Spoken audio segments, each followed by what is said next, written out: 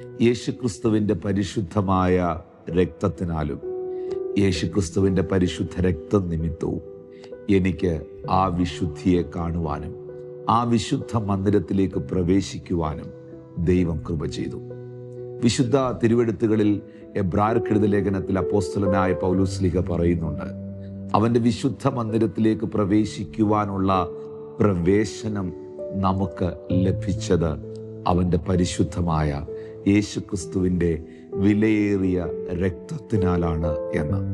യേശു കർത്താവിൻ്റെ പരിശുദ്ധ രക്തം, യേശുവിൻ്റെ വിലയേറിയ രക്തം എന്നെയും നിങ്ങളെയും വിശുദ്ധീകരിച്ച് കഴിഞ്ഞപ്പോഴാണ് നാം വിശുദ്ധിയിലേക്ക് പ്രവേശിച്ചതും യഥാർത്ഥമായി ദൈവത്തിൻ്റെ വിശുദ്ധിയെ നാം ദർശിച്ചതും. എന്തുകൊണ്ടാണ് യേശുവിൻ്റെ രക്തത്തിന് മറ്റുള്ള രക്തങ്ങളിൽ നിന്ന് വ്യത്യസ്തമായി നമ്മെ വിശുദ്ധീകരിക്കുവാൻ, നമ്മെ വീണ്ടെടുക്കുവാൻ കഴിയുന്നത്? 1 യോഹന്നാന്റെ ലേഖനം 1-ാം അധ്യായം 7-ാം വാക്യം പറയുന്നു, അവൻ്റെ പുത്രനായ യേശുവിൻ്റെ രക്തം നിങ്ങളുടെ സകല പാപവും പോക്കി നിങ്ങളെ വിശുദ്ധീകരിക്കുന്നു. 1 പത്രോസ് 1:19 ബൈബിൾ പറയുന്നു, പൊന്ന് വെള്ളി അഴിഞ്ഞു പോകുന്ന വസ്തുക്കളെ കൊണ്ടല്ല നിങ്ങളെ വീണ്ടെടുത്തത്, ക്രിസ്തു എന്ന നിഷ്കളങ്കവും നിർദോഷവുമായ കുഞ്ഞാടിൻ്റെ വിലയേറിയ രക്തത്താൽ അത്രേ. ആ വിലയേറിയ രക്തം എന്തിനു വേണ്ടിയാണ് എന്നിലേക്ക് ഒഴുക്കിയത്? ആ പരിശുദ്ധ രക്തം എന്നിൽ വന്നതിനാൽ എന്താണ് എന്നിൽ സാധ്യമായത്? യേശുവിൻ്റെ വിലയേറിയ രക്തത്താൽ ഞാൻ വിശുദ്ധീകരിക്കപ്പെട്ടു. യേശുവിൻ്റെ പരിശുദ്ധ രക്തം എൻ്റെ സകല പാപങ്ങളെയും കഴുകുവാൻ ഇടയായിത്തീർന്നു.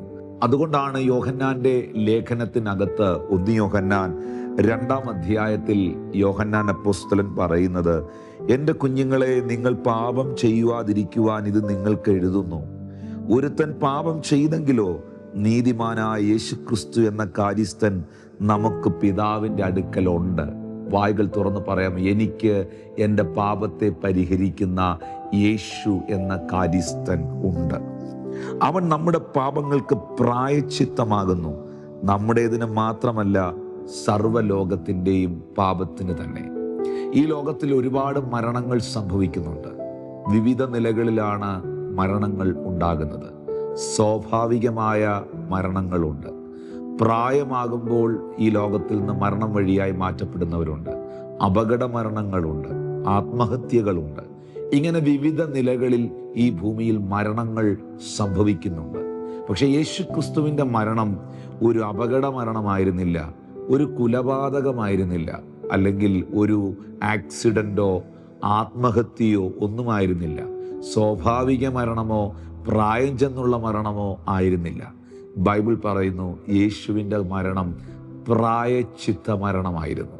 പ്രായശ്ചിത്തം എന്ന് പറഞ്ഞാൽ ആർക്കോ പകരമായി അവൻ മരിച്ചു.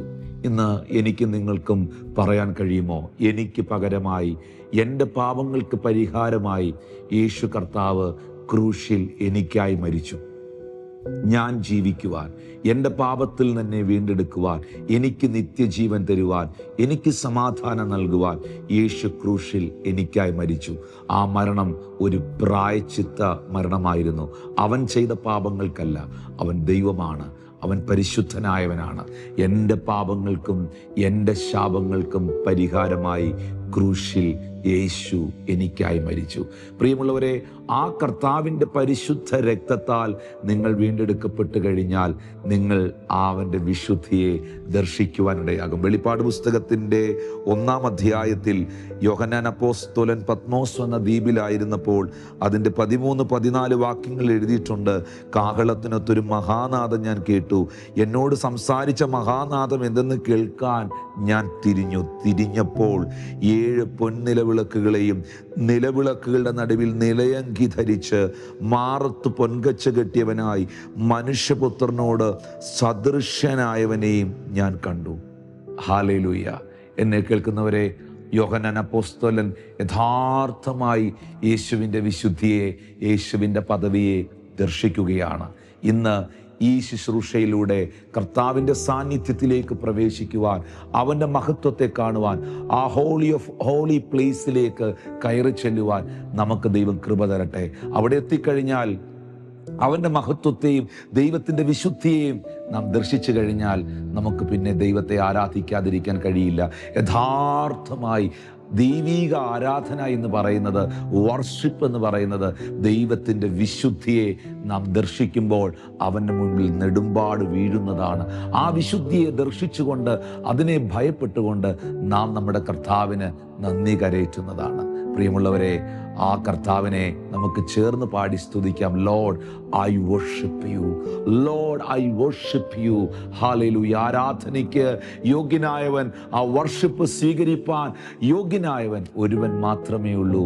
അത് നാം സേവിക്കുന്ന, നാം ആരാധിക്കുന്ന, നമുക്കായി പ്രായശ്ചിത്ത മരണം കൈവരിച്ച് നമുക്ക് വേണ്ടി ജീവനെ നൽകിയ യേശുക്രിസ്തു മാത്രമാണ്.